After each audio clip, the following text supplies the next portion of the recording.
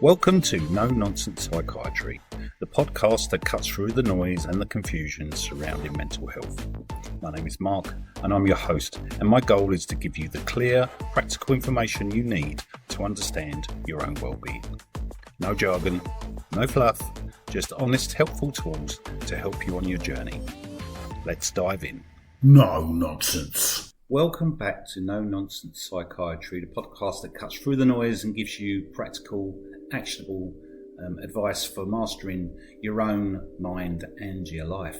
I'm your host Mark, and in this episode, which is number 51, is time management. So we often talk about time as money, don't we? But the truth is that time is your most precious, non-renewable commodity. Unlike money, you can't earn it back. A minute once used, it's spent, it's gone. It's never coming back to you. So every single one of us, rich or poor, famous or unknown, gets exactly the same 168 hours per week. How we invest that time dictates the entire quality of our lives. So today we're going back to basics with a classic story that perfectly illustrates the psychological and practical pitfalls of poor time management. And this is the story of the ant and the grasshopper, and it's a very simple, timeless narrative. In today's episode, we'll be unpacking this fable and turning its lessons into modern actionable strategies, and we'll cover the 3 pillars of non-wasted time, which are the planning strategy, how to identify your most important tasks, your MITs, the execution strategy, how to eliminate mental clutter with a 2-minute rule, and the protection strategy is how to defend your focus using the batch and block approach. So stop spending your life feeling busy without achieving anything meaningful. It's time to stop whining and start building. So stay with us. So the ant and the grasshopper. The story's plot.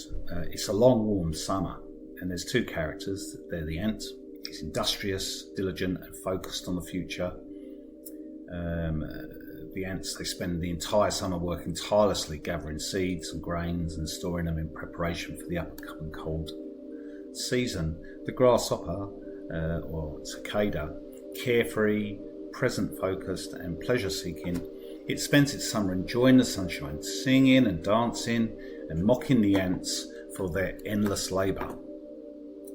So when the winter finally arrives, the ants are warm and well fed, enjoying their abundance. They're prepared. The grasshopper, having wasted his time, finds himself starving, shivering and facing death. The grasshopper goes to the ants and begs for a share of their food.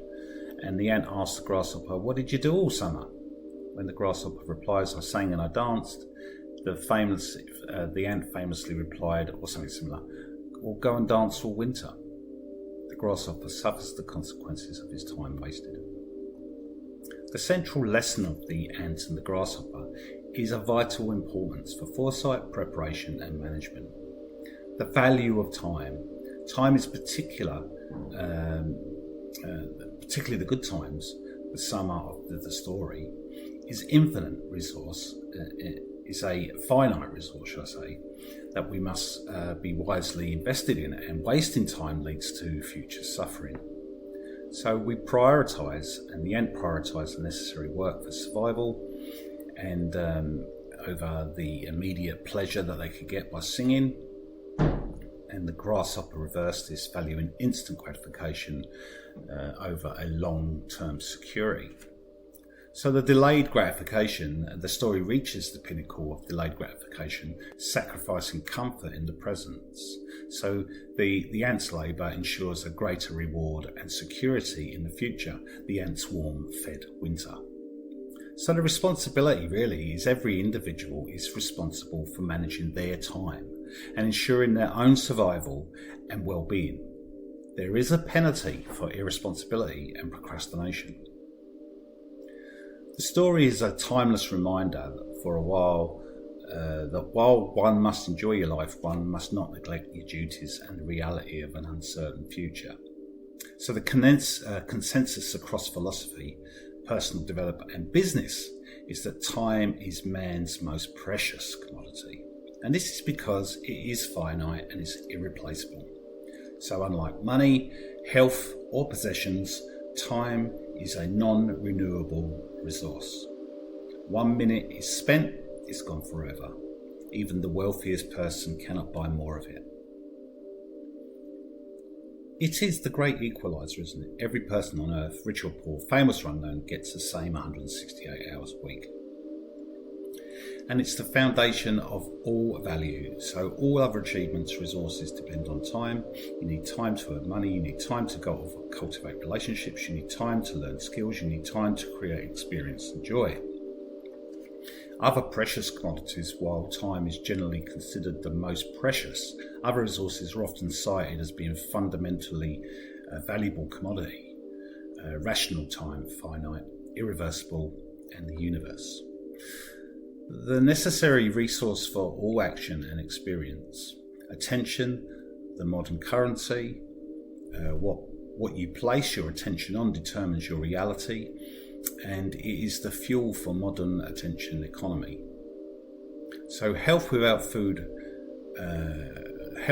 good physical and mental health, you cannot effectively use time you are given. Relationships and love, the ultimate resource of meaning and fulfillment in life, and the focus of time well spent. Ultimately, how a person chooses to invest their time dictates the quality of their life and making it the supreme commodity. So since time is your most precious commodity, here are 3 powerful strategies built around maximising productivity, minimising waste, and categorised by their focus: planning, execution, and protection. First is the planning strategy, the most important task. So the MIT rule, most important task. This strategy combats waste caused by lack of focus and getting overwhelmed by long to-do lists. So how this works: define your MIT. Every morning or the evening before, identify 1 to 3 non-negotiable tasks that, if completed, would make your day a success. And these must focus on the long-term goals or the most crucial high-impact projects. So you block some time. So immediately schedule a dedicated block of time for at least 60 to 90 minutes early in your day for the first MIT. And this is your deep work slot. Do not check your email, social media, or handle small administrative tasks like scheduling or tidying until you have made significant progress on or completed your first MIT. By front-loading your day with the most valuable work, you ensure that even if the rest of your day falls apart with meetings and interruptions, you've accomplished what truly matters. And this prevents a common waste of time spending all day, busy but achieving nothing significant. The next strategy is the execution strategy, the 2-minute rule. So this strategy combats wasted time caused by procrastination on small tasks and mental clutter. So the rule is, if a task can be done within 2 minutes or less, do it immediately. When it enters your awareness, do not file it, defer it, or add it to a list. Examples: replying to a quick email, confirming an appointment, throwing dirty clothes in the hamper, putting dishes in the dishwasher, or finding a file. Apply to transitions. Use short gaps of time, waiting for a coffee or a meeting to start, etc., to knock out these 2-minute tasks instead of defaulting to scrolling. Why it works? Well, the cumulative waste of time from managing, remembering, and postponing dozens of small tasks is immense, and the 2-minute rule clears out low-hanging fruit, reduces mental friction, and builds momentum, freeing up your attention for larger tasks, your MIT tasks. And then finally, the project protection strategy, and that's the batch and block approach. So the strategy combats wasted time caused by constant interruptions and context switching. So batching: group similar low-value tasks and do them all at once. For example, instead of checking your email every 15 minutes, check it only at 10 a.m., 1 p.m. and 4 p.m. Do all your minor administration tasks, paying bills and scheduling, returning non-urgent calls in a single block. By blocking, physically and digitally block out time for focused work. Turn off all your notifications, close irrelevant browser tabs, and consider using Do Not Disturb. You could use signs or software that signal that you're unavailable during your MIT execution time. Why this works is because it's context switching. It's moving from one task to a completely different one is a massive time killer as your brain takes time to reboot and refocus itself. So by batching similar tasks, you become more efficient, and by blocking interruptions, you protect the high value time you need for deep, meaningful work. Well, that brings us to the end of this episode of No Nonsense Psychiatry. We've stripped time management down to its core psychological lesson drawn from the timeless fate of the ant and the grasshopper. The time you waste today is the misery you create for yourself tomorrow. Remember that time is the foundation of all value. It is the resource you must spend and to earn money, to cultivate friendships and to build joy. So let's commit to being the ant this week, okay? So identify one of your 1 to 3 minutes for tomorrow, knock those nagging tasks out in the 2-minute rule, and scheduled dedicated time blocked to protect you and focus from distraction. Don't let the winter of regret find you unprepared. Take charge of your time now. Thank you for tuning in.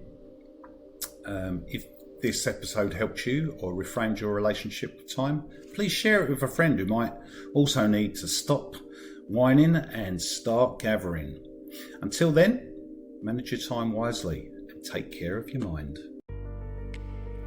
Before we go, if you found the podcast helpful, please share it with someone who might benefit from it. You can also support the show by subscribing and leaving a review. It only takes a moment, but it makes a big difference in helping us reach more people. Thanks for listening, and I'll catch you in the next episode of No Nonsense Psychiatry. No nonsense.